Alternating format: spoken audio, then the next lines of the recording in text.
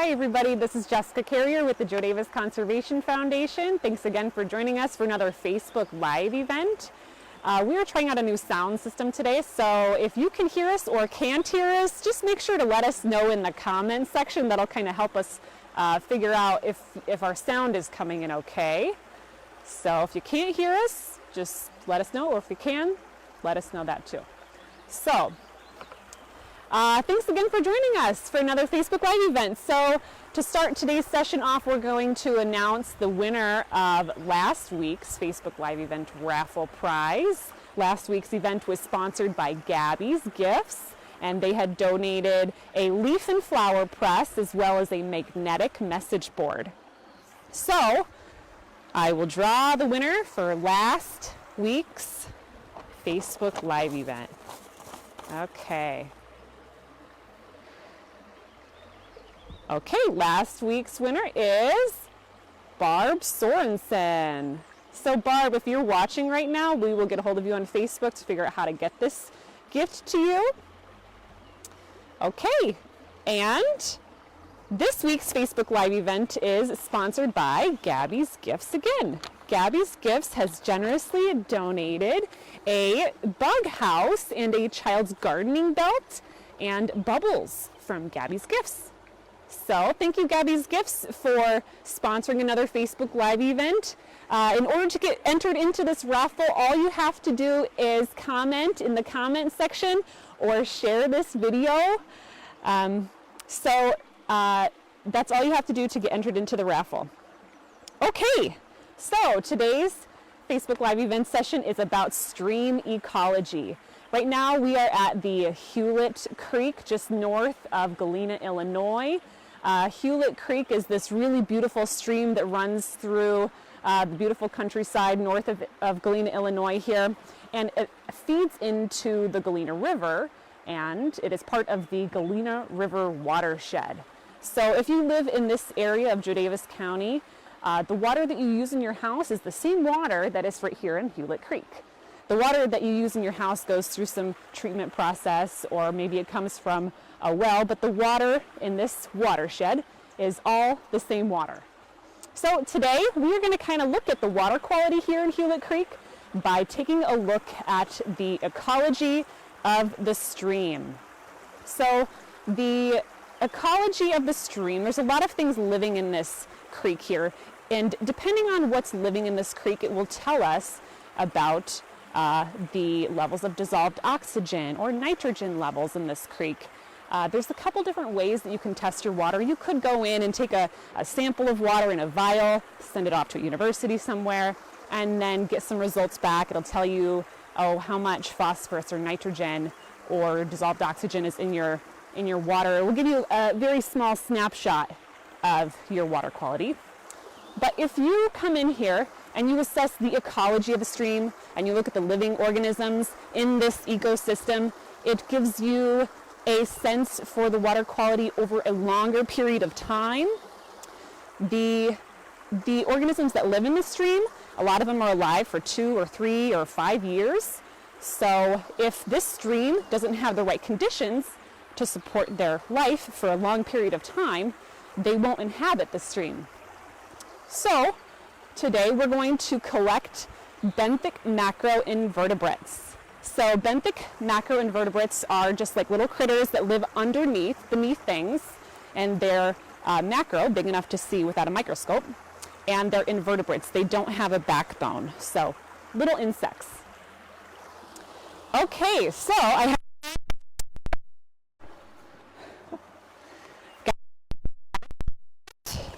and the best to sample your creek. Maybe you have a creek in your backyard somewhere or nearby, because I like to put my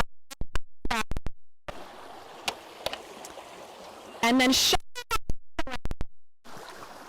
in front of the net is all of the Benthic the net.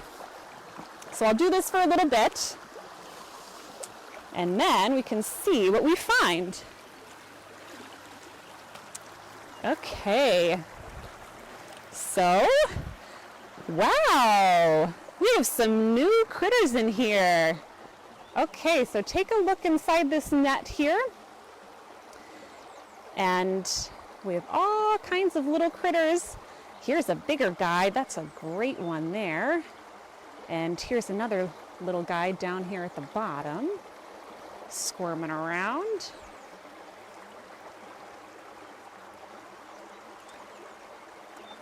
So you can kind of take a look and see what's inside your net, and you can see all of the critters moving around, and then you can start to collect.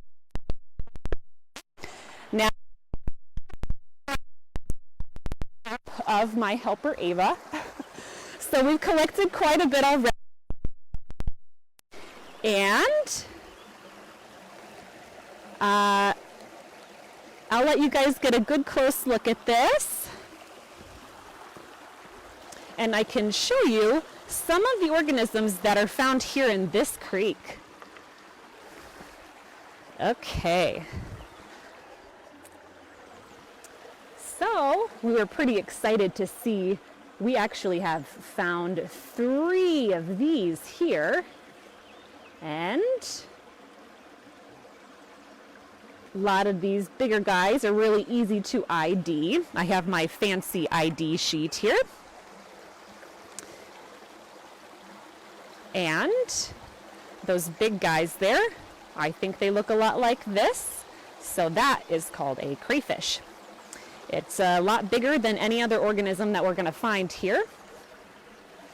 Let's see what other critters we have. Can we get a close-up of these here? So there's a bunch of sow bugs there.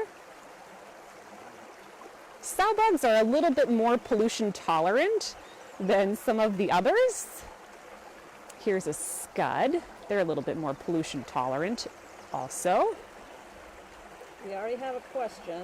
Oh, good. Are there water moccasins where we are? You know, there might be, but it's very unlikely that there are water moccasins here. So, for a snake. So it's not very. You guys want to come up and see this? It's not very likely. I think that they tend to be near larger bodies of water or larger creeks and streams, but they could be. I haven't seen any yet. So we can take a look at some of these insects, these benthic macroinvertebrates. This is a really great one here, this big one.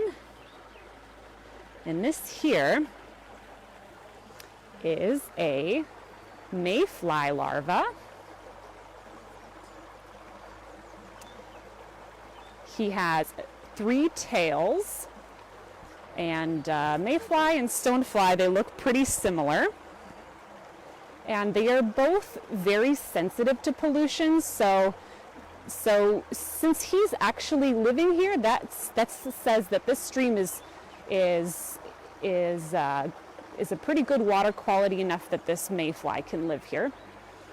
So that's a good thing. And our crayfish here, these are also pretty pollution sensitive as well. So, oh, he's being very showy for us. So he's pretty pollution sensitive also, and so the fact that he's living here is a really good sign. So now if we were going to go ahead and do a true and thorough water quality assessment, we would collect as many of these benthic macroinvertebrates as we could, and there are different protocols for different areas. Like if you have leaf littering your stream, you spend a certain amount of time looking at that.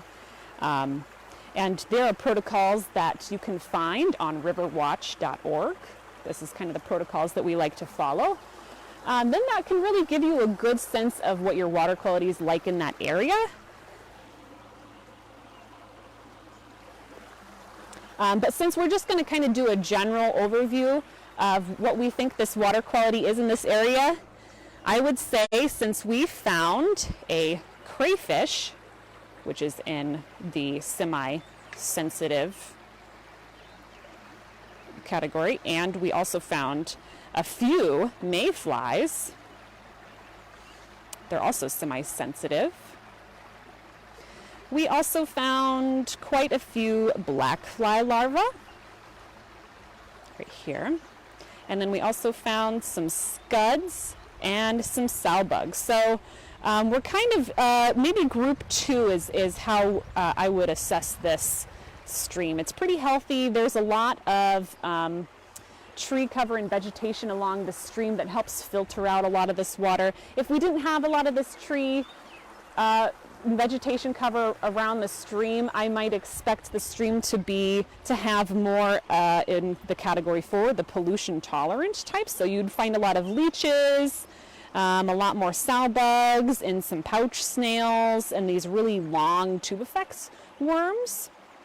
So the fact that we're finding crayfish, and we're finding right off the bat, we found 3 crayfish. That's a good sign. There's a lot of crayfish in here. So that's pretty good water quality here. Bonnie Lynn is wondering if these crayfish are edible. Oh, you know, that's a good question. I really don't know the answer to that. So they might be edible. I'm not sure. I wouldn't be surprised if they are. You know, there's a lot of insects that are good protein sources. So that's a good question. I'm not sure. They do look a lot like little tiny lobsters.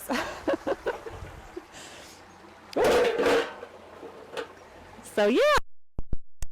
If anybody else has questions, now is a great time to ask any questions that you might have.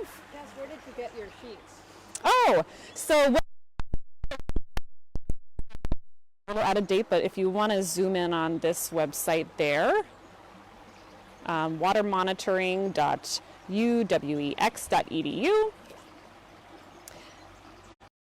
Long URL, it looks like, but these sheets can be found on the riverwatch.org website as well. The riverwatch.org is it's a stream quality monitoring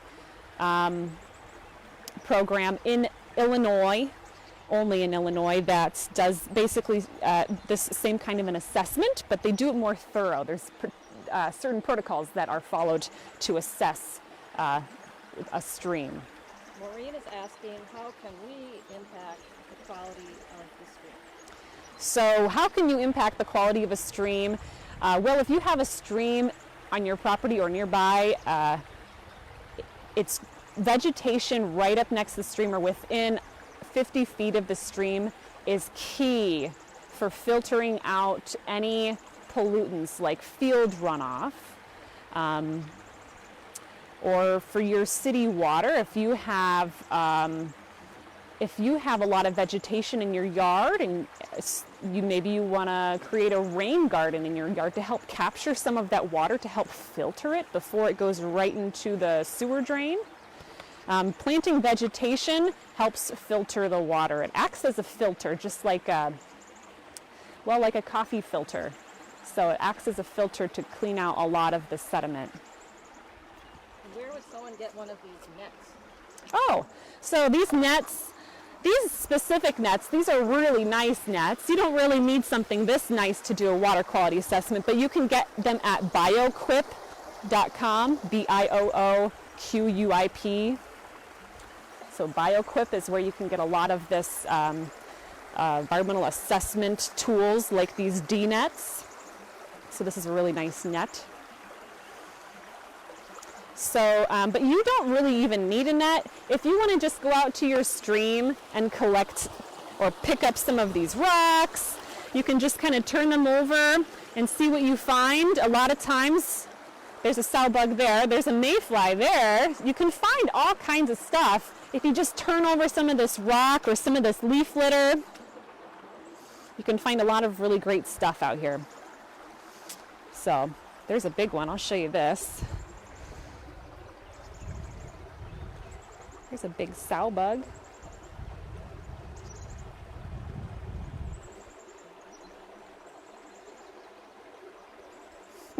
Trying to help him out.